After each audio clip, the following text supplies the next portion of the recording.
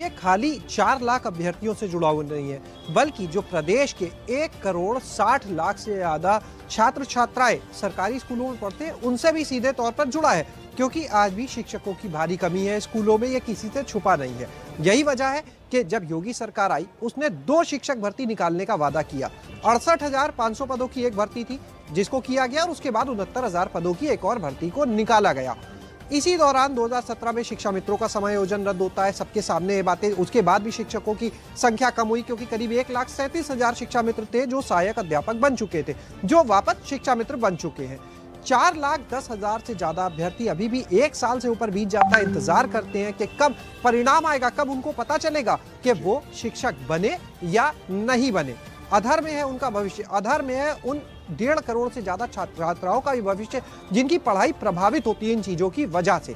कहीं ना कहीं अभ्यर्थी ये भी मानते हैं कि इसमें सरकार जो है उनकी भी बड़ी लापरवाही है, क्योंकि शिक्षा मित्रों की जो बात है, कहीं ना कहीं तर्क बनता है कि जब परीक्षा हो रही थी तो उससे पहले ही कट ऑफ क्यों नहीं तय कर दी जाती है।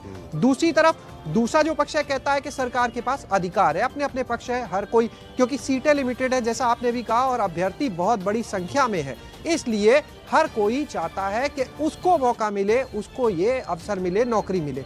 सीधे अभ्यर्थियों के पास चलते हैं। सबसे पहले बात करते हैं हमारे साथ में इस समय जो बीएड के पक्षकार हैं, इस समय जो याची भी हैं बीएड के, अंशु सिंह, उनके पास चलते हैं, उन्हीं से जानते हैं वो क्या कहना चाहते हैं। क्योंकि शिक्षा मित्र कह रहे हैं कि चाहे बीएड हो चाहे बीटीसी कोई भी हो, लेकिन कट ऑफ जो 60 और 65% की है वो नहीं होनी चाहिए, क्योंकि अगर वो लागू होगी तो उनको वेटेज तक पहुंचने का मौका ही नहीं मिलेगा। सवाल ले लिया जाए, अंतिम मौका है कोर्ट के आदेश अनुसार।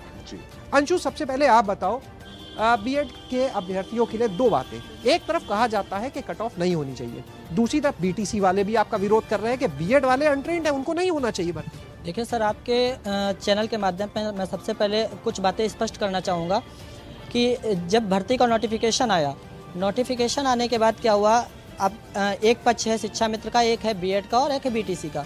शिक्षा मित्र इसमें एक ऐसा पक्ष है जिसको 150 नंबर के पेपर में 62.5 अंक का एक भारांक मिल रहा है, जो माननीय एपेक्स कोर्ट के द्वारा दिया गया है, और उसको ना ही राज्य सरकार डिनाई कर रही है, ना ही बीएड डिनाई कर रहा है, ना ही पास बीटीसी डिनाई कर रहा है।